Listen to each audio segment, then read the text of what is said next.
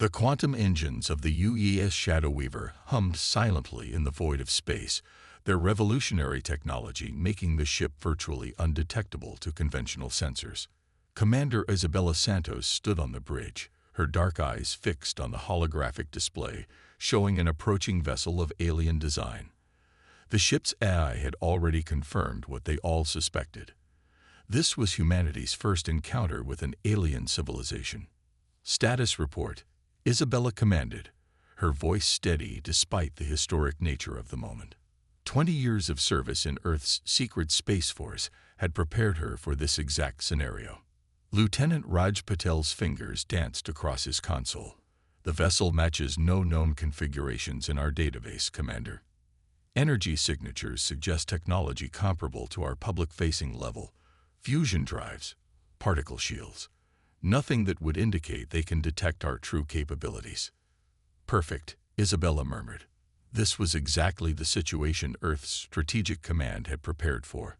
For the past century, humanity had maintained an elaborate deception, presenting themselves to the galaxy as a young, struggling civilization, while secretly developing technologies that would make most science fiction writers blush. The alien vessel grew larger on their main display, its hull gleaming with a metallic purple sheen that seemed to ripple in the starlight. It was impressive, certainly, but Isabella knew the Shadow Weaver could have reduced it to its component atoms in seconds if necessary.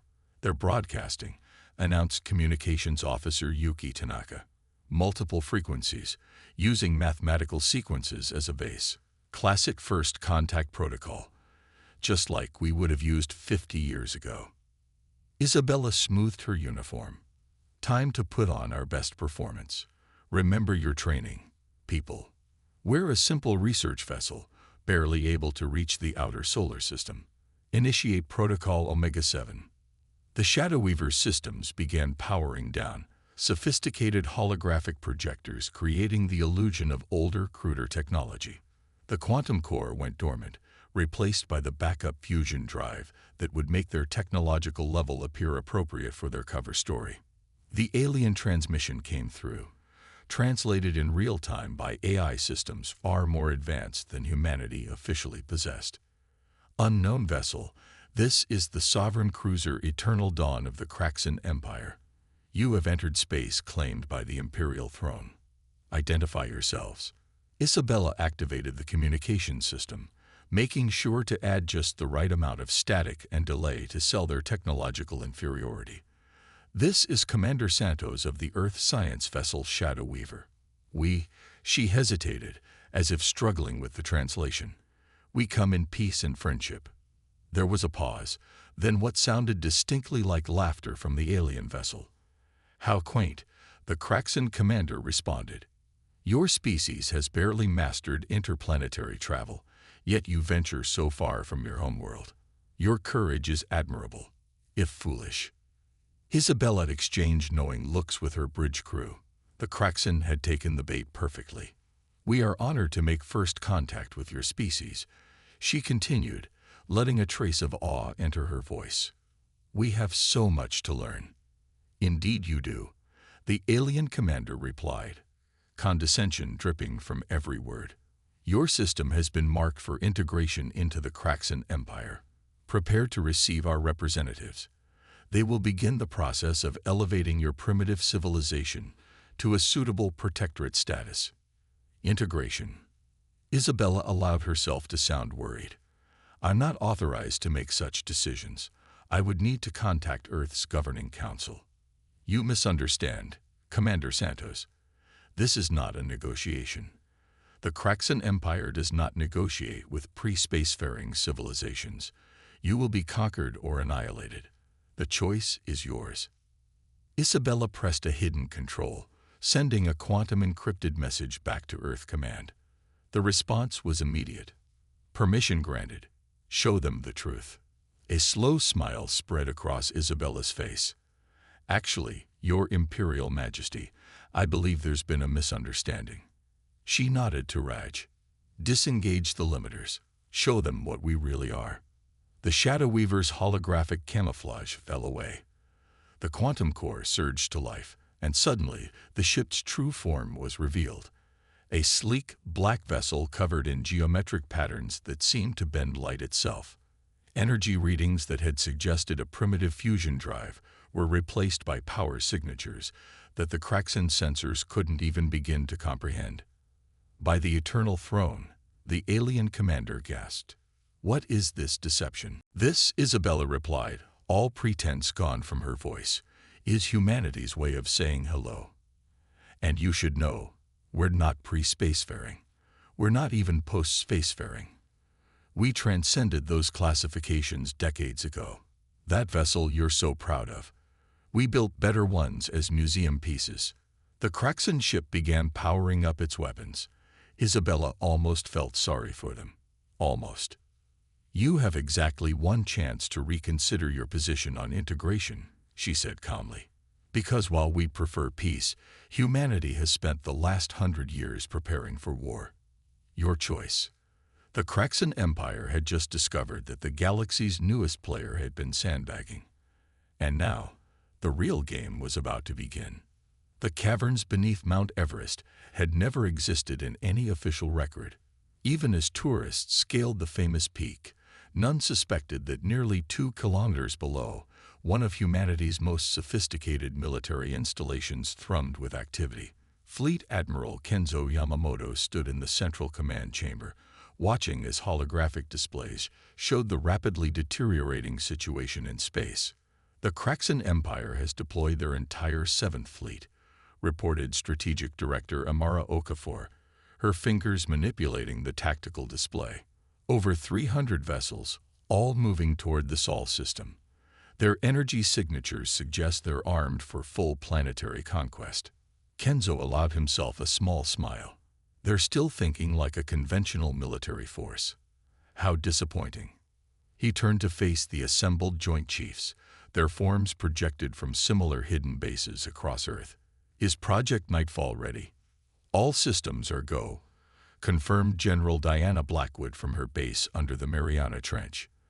"The quantum defense grid is fully operational. Dimensional pocket facilities are standing by to deploy the Ghost Fleet." For decades, humanity had maintained 2 parallel development tracks.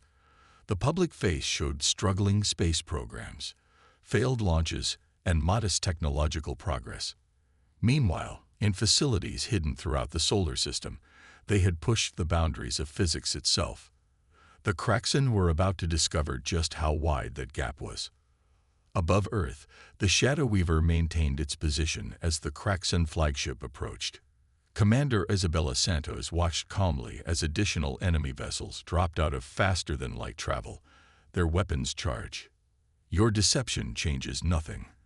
The Kraxan Supreme Commander's voice boomed across all frequencies. "You face the combined might of an empire that spans 1,000 worlds. Surrender now, and your species may yet survive as our servants."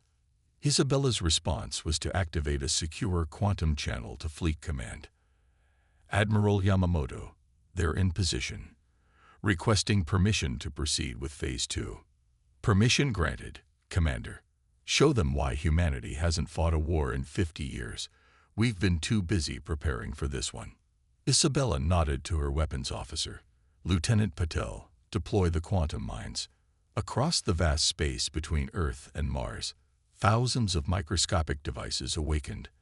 They had laid dormant for years, invisible to conventional sensors, waiting for this moment. Each one contained a sliver of engineered spacitime, a weapon that didn't so much destroy its target as temporarily remove it from reality. The Kraxan fleet's sensors registered the devices too late. The first wave of their ships simply vanished, pulled into pocket dimensions where time moved so slowly that a second would take centuries to pass. "What sorcery is this?" the Kraxan commander demanded, genuine fear creeping into their voice for the first time. "Not sorcery," Isabella replied. "Science. You assumed because we kept our true nature hidden, we must be weak. The truth is, we hid because we knew exactly how species like yours would react to our real capabilities. From hidden bases on Mars, Jupiter's moons, and deep within the asteroid belt, humanity's true fleet emerged. Ships that didn't so much fly through space as bend it to their will. Vessels powered by artificial quantum singularities, protected by shields that existed in multiple dimensions simultaneously. Admiral Yamamoto's voice echoed through every human ship. Operation Starbreak is now in effect. All units, execute your assigned protocols. Remember, we want to disable, not destroy. Humanity will not begin its galactic emergence with a massacre. The battle that followed would be studied by military historians for centuries to come. The Kraxan Empire had brought overwhelming force, superior numbers, and centuries of combat experience. Humanity brought physics-defying technology and tactical innovations that made traditional space combat look like Stone Age warfare. The massive ships hanging in Saturn's orbit belonged to the Galactic Conclave, a coalition of advanced civilizations that had, until now, considered Earth's solar system too primitive to warrant attention. Their arrival changed everything. 17 distinct vessel classes. Strategic Director Okafor reported from her station in the Mount Everest facility. Energy signatures suggest technological capabilities ranging from slightly above the Kraxan to. She paused, frowning at her readings. Well, some of them we can't even analyze properly. Admiral Yamamoto maintained his composure, though his eyes narrowed slightly. And so the real players arrive. Lieutenant Rashid, activate the quantum observation grid. Hidden throughout the solar system, microscopic sensors came online, providing humanity with a complete real-time analysis of their visitors. Data streamed into the command center, painting a picture of civilizations that had been watching Earth far longer than anyone had suspected. Receiving transmission from the leave vessel, Communications Officer Marcus Rivera announced. Text only, broadcasting on all frequencies. The message appeared on the main display. Humanity of Earth. Your DCEPTKION, HASBEEN noted. The conclave requires EXPLANHION. Prepare for CONTAT. Isabella Santos, still aboard the Shadow Weaver, received new orders from Admiral Yamamoto. Commander, initiate protocol revelation. It's time to show them everything. Everything, sir. Isabella's eyebrows rose. Even Project Genesis. Especially Project Genesis. The Conclave needs to understand exactly what they're dealing with. Throughout the solar system, humanity's hidden infrastructure began to reveal itself. Massive shipyards emerged from within Mercury's corona, protected by fields that bent both light and gravity. Research stations phased into visibility around Venus, their quantum computers processing data faster than most civilizations could comprehend. But the real shock came from Jupiter. The gas giant's great red spot shimmered and transformed, revealing itself as the carefully disguised entrance to humanity's greatest achievement, an artificial pocket universe, containing resources and energy that could sustain Earth for millennia. Ladies and gentlemen, Admiral Yamamoto addressed his staff. What happens in the next few hours will determine humanity's place in the galaxy for generations to come. Director Okafor, begin the presentation. Amara Okafor nodded and activated the quantum projectors. Above every ship in the system, human, Kraxan, and Conclave alike, the history of human technological development appeared. Not the carefully crafted story of lucky discoveries and gradual progress, but the true history of a species that had systematically decoded the universe's operating system. We didn't develop this technology by chance. Amara's voice echoed across all frequencies. Every advancement, every discovery was part of a carefully orchestrated plan. We knew we weren't alone in the universe. We knew first contact was inevitable. So we prepared. The display showed humanity's true achievements. The development of consciousness transfer technology, the creation of artificial quantum singularities, the mastery of dimensional engineering. Each revelation caused ripples of shock through the watching alien fleets. The Kraxan Empire made a critical error, Admiral Yamamoto continued. They assumed that because we hid our capabilities, we must be weak. The truth is, we hid because we understood something fundamental about power. It's not about who has the biggest weapons. It's about who has the most options. As if to emphasize his point, a new class of human vessels emerged from the Jupiter facility. These ships didn't just bend space. They ignored it entirely, moving through subspace corridors that humanity had mapped decades ago. The Conclave's response came swiftly. Explain the purpose of this deception. Isabella Santos took the lead, her voice clear and confident. Look at how the Kraxan reacted to finding what they thought was a primitive civilization. Now multiply that by every aggressive species in the galaxy. We hid our true nature not out of fear, but because we wanted to understand the galaxy's political landscape before revealing ourselves. The tension in the solar system reached a breaking point. The Conclave ships maintained their position, their sensors probing every aspect of humanity's revealed technology. The disabled Kraxan fleet drifted silently, their earlier arrogance replaced by stunned disbelief. Admiral Yamamoto allowed himself a small smile. Commander Santos, prepare the Shadow Weaver for diplomatic duties. Director Okafor, begin compiling the technological exchange protocols. He paused, looking at the holographic display of Earth's solar system, now revealed in all its hidden glory. And someone wake up the cultural integration team. They're about to have a very busy day. The galaxy was about to discover that humanity hadn't just been preparing for war. They'd been preparing for peace on their own terms. The age of deception was over. The age of human innovation was about to begin. The Galactic Conclave's diplomatic vessel, Eternal Wisdom, hosted the most significant meeting in human history. The ship's conference chamber, designed to accommodate representatives from dozens of species, now held a small delegation from Earth alongside members of the Conclave's ruling council. Admiral Yamamoto sat at the negotiating table, flanked by Director Okafor and Dr. Nikolai Volkov, Earth's foremost expert in xenopolitics. Across from them, beings of various forms and evolutionary paths regarded humanity's representatives with a mixture of curiosity and concern. Your species presents us with an unprecedented situation, spoke the Conclave's chief arbitrator, a crystalline entity that communicated through pulses of light. Never has a civilization managed to develop so far while maintaining such comprehensive deception. You mean never has anyone fooled you so completely, Dr. Volkov replied, his weathered face showing a hint of amusement. Perhaps that's why we're here, not because of what we achieved, but because of how long we kept it hidden.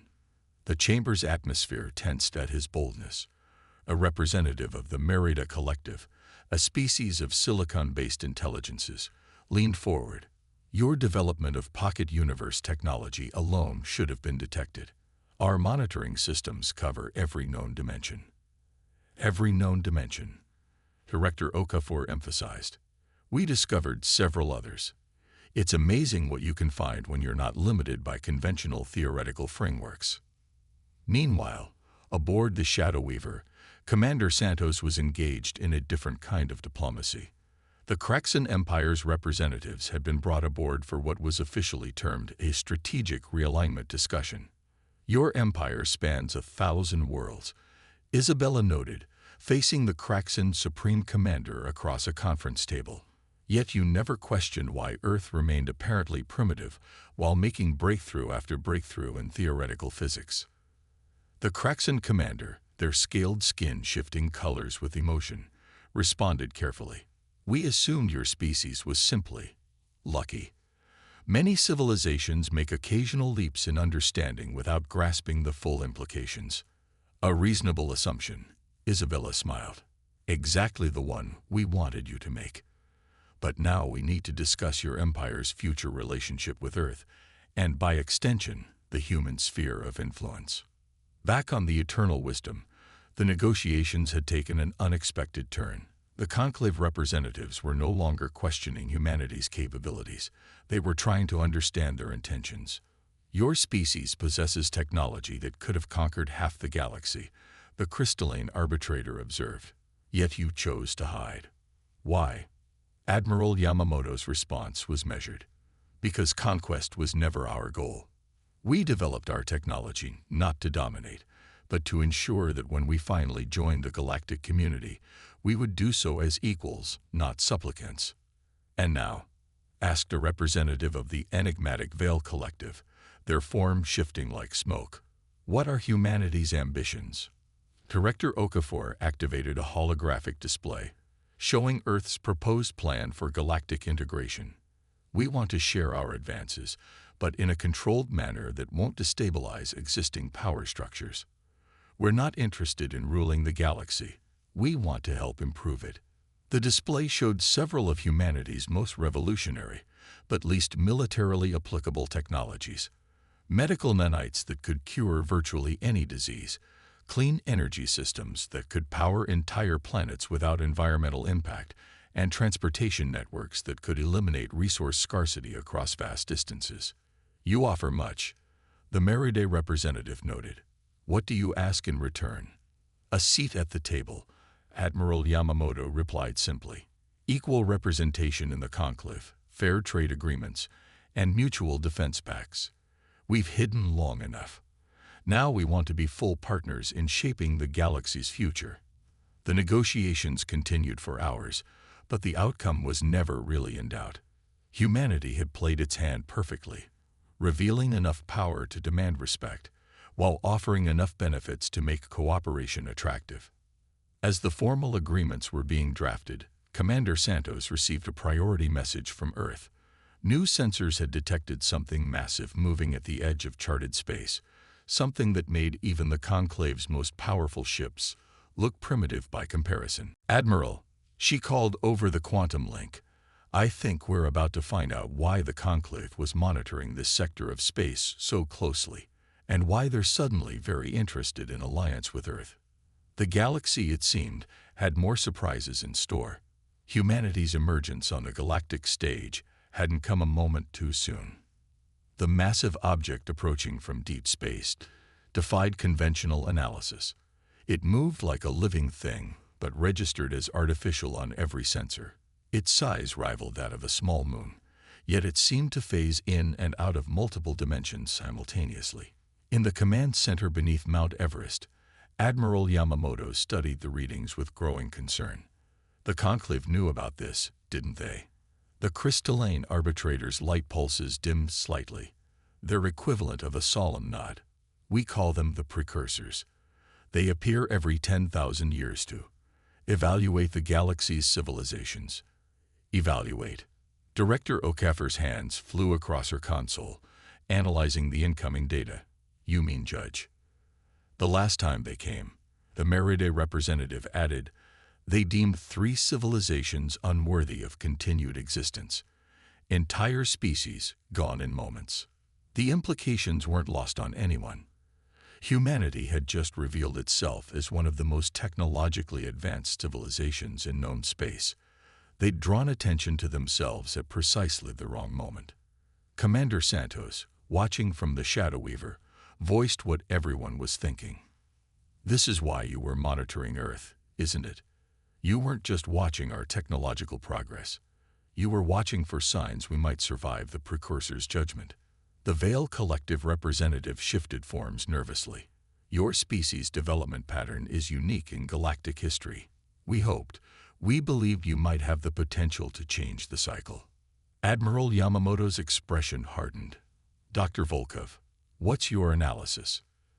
The xenopolitics expert had been unusually quiet, studying ancient conclave records about previous precursor appearances. "They're not just judging technological advancement," he said finally. "They're judging potential, creativity, the ability to find new solutions to old problems. Like hiding your true capabilities for a century," Isabella suggested, "or developing technology in secret dimensions." "Exactly." Volkov's eyes lit up. "Admiral, I don't think we need to fear their judgment. I think we're exactly what they've been looking for." The precursor vessel had reached the outer solar system now. Its presence seemed to distort reality itself, creating ripples in space-time that made even humanity's most advanced sensors struggle to maintain coherence. Then it spoke, not in words or signals, but directly into the consciousness of every sentient being in the system. The message was simple but profound. Chevo US, what a UAVCREATed. Admiral Yamamoto exchanged looks with Director Okafor and nodded. Open everything. All facilities, all projects, all dimensions. Let them see who we really are. Throughout the solar system, humanity's full capabilities were laid bare. The Jupiter Pocket universe expanded, revealing not just military facilities, but vast habitats where humans had been preparing to survive any catastrophe. The Quantum Observation Network activated at full power, demonstrating humanity's understanding of fundamental reality. But most importantly, they showed their failures. The thousands of attempted innovations that hadn't worked, the countless theories that had proved wrong, the endless iterations and improvements that had led to their current technology. The precursor vessel's response was unexpected. For the first time in recorded history, it laughed, not in mockery, but in genuine delight. At last, it communicated. A species that understands the true purpose of advancement is not the result, but the journey. The tension in the solar system dissolved as the precursor vessel's next message became clear. Humanity hadn't just passed their test. They demonstrated a new way forward for all galactic civilization. Your species, the crystalline arbitrator translated, awe-evident in their light patterns, has been chosen to lead the next phase of galactic evolution. Admiral Yamamoto stood before the assembled representatives of Earth's government, the Conclave, and even the humbled Kraxan Empire. We accept this responsibility, he declared, not as rulers, but as partners. Humanity's greatest strength isn't our technology or our deception. It's our ability to imagine new possibilities and work tirelessly to achieve them. As the sun rose over Earth the next day, humanity faced a new reality. They had emerged from hiding to find not just challenges, but opportunities. The age of secrecy was over. The age of innovation and cooperation had begun. In her quarters aboard the Shadow Weaver, Commander Isabella Santos logged one final entry. Today marks not just humanity's emergence, but the beginning of a new chapter in galactic history. We spent a century preparing for war, only to find our greatest victory would come through peace. Perhaps that's the most human outcome of all. The universe, vast and mysterious, seemed to pulse with new potential. Humanity had changed the rules of the game, and in doing so, changed the future of all species. The moment humanity's fury had changed the universe forever had passed, replaced by something far more powerful, humanity's hope.